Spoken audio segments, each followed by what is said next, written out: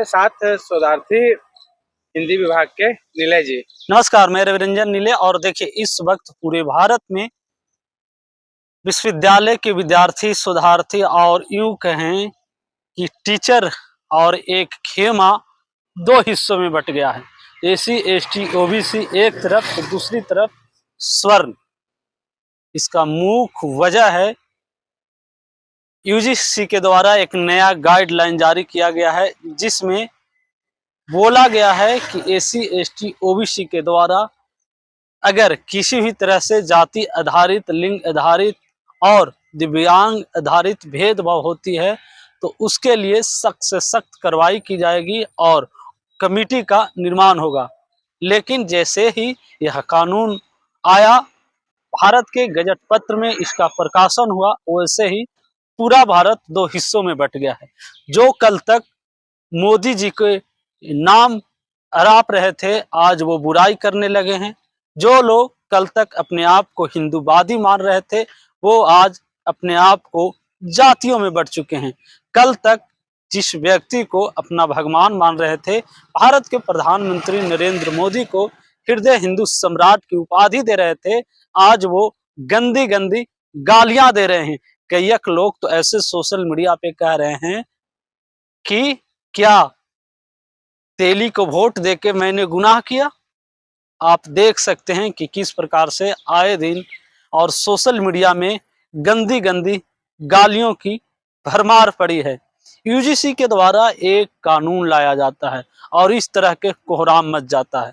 आप कल्पना कीजिए उस समय क्या हुआ होगा, जब संविधान लागू नहीं था, जब लोगों को पढ़ने नहीं दी जाती थी, जब लोग पढ़ने जाते थे तो क्या होता था। एसी, एसटी, ओबीसी को एक संविधान के द्वारा अधिकार दिया गया। जैसे ही समानता की बात होती है, जैसे ही लोगों को एक पंक्ति में खड़ा होने की बात करती है, तो उनके पेट में दर्द हो जाता है। और ऐसा ही हो रहा है आज। याद कीजिए उस पल को, यह संजोग है या प्रयोग, आप ही सोचिएगा। जब भारत में प्रथम बार मंडल कमीशन लागू किया जा रहा था, तो उस समय भारत के प्रधानमंत्री बीपी सिंह हुआ करते थे, जो कि भी स्वर्ण समाज से आते थे और उनका जाति राजपूत था। जब शैक्षणिक संस्थानों में मंडल कमीशन को 27% रिजर्वेशन देने की बात की गई, तो उस समय उनको लागू करने वाले तत्कालीन भारत सरकार के मंत्री अर्जुन प्रसाद थे, जो कि वह भी राजपूत समाज थे।